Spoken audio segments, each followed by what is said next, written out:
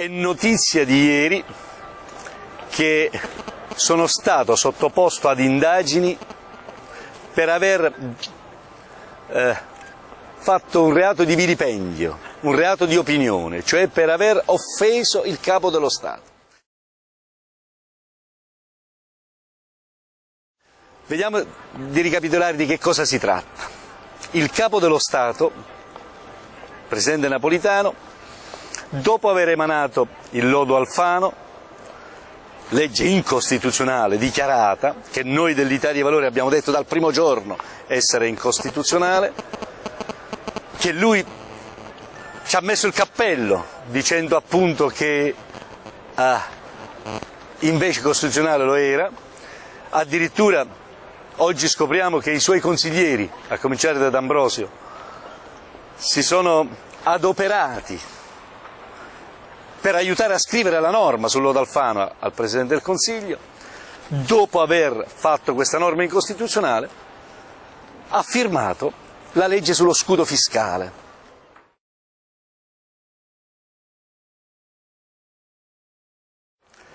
Lo scudo fiscale, lo ribadisco ancora una volta, è una legge criminale perché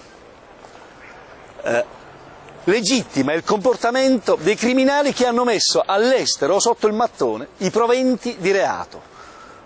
Fino ad oggi i proventi di reato costituiscono il reato a sua volta di riciclaggio. Oggi è diventato tutto lecito.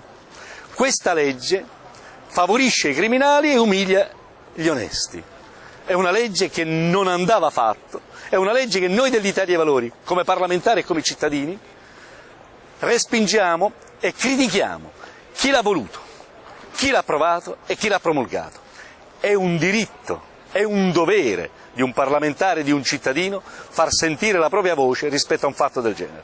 Il giorno in cui il Presidente della Repubblica ha firmato questa legge, quasi 100.000 cittadini hanno scritto una petizione dicendo: per favore Presidente, non firmarlo.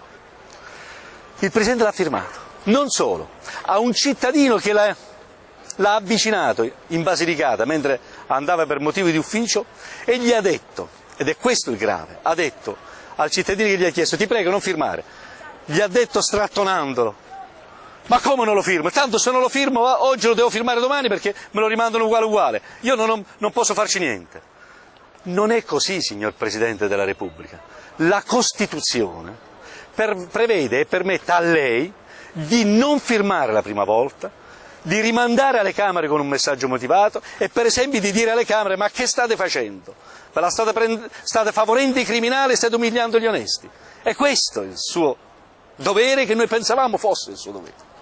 Allora noi siamo rimasti amareggiati di questa sua abdicazione a questo suo privilegio che gli consente, impegno che gli consente la Costituzione.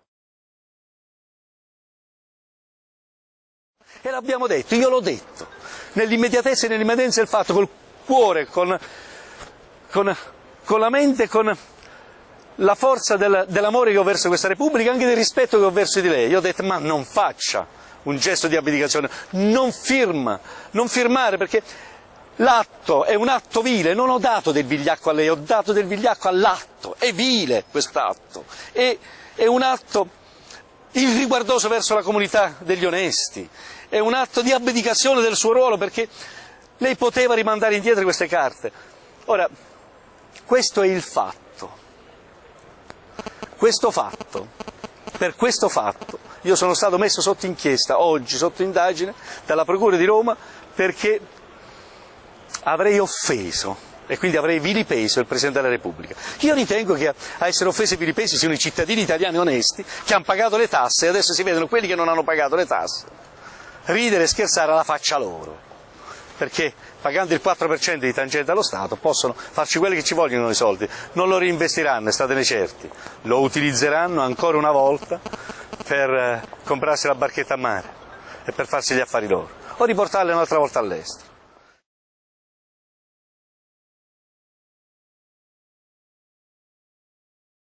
E allora, rispetto a questa inchiesta della Procura, io dico una cosa: ben venga, perché voglio accertare fino a che punto c'è il diritto del cittadino a dissentire da certe decisioni dissennate e a criticare chi le firma o chi le promulga, e a Da che punto invece diventa un'offesa alle istituzioni? È un'offesa di lesa maestà o è un esercizio di un dovere costituzionale? Da parlamentare fino a che punto mi ha permesso il diritto-dovere di poter esprimere le mie idee?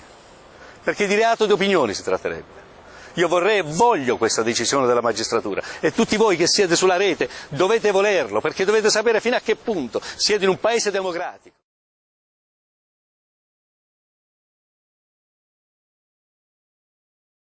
In Iran, il presidente dell'Iran, cosa sta facendo adesso? Li sta impiccando, quelli che non la pensano come lui. In Italia pure c'è un'impiccagione morale? In Italia pure c'è la condanna per chi non può esprimere le proprie idee? Io non so se è giusto o non è giusto quel che ho detto, io ritengo che sia giusto e che sia un atto di abdicazione, quel che ha commesso il Presidente della Repubblica nel non rimandare gli atti alla Camera. Che questo sia anche un reato, però credo proprio di no, se vogliamo essere uno Stato di diritto e uno Stato democratico. E allora dico al Presidente della Repubblica, adesso questo reato è stato instaurato, si vada fino in fondo nel processo, non si impedisca ai magistrati di fare il loro dovere, perché io non me la prenderò mai con loro, perché se dovessero arrivare alla mia condanna vuol dire che c'è una norma oggi fuori dalla storia, fuori dalla democrazia, fuori dallo Stato di diritto, e che quella norma deve essere rivista. Quella norma doveva servire per tutelare l'alta carica dello Stato da ben altra situazione, che è quella di garantire un divieto di critica nei loro confronti.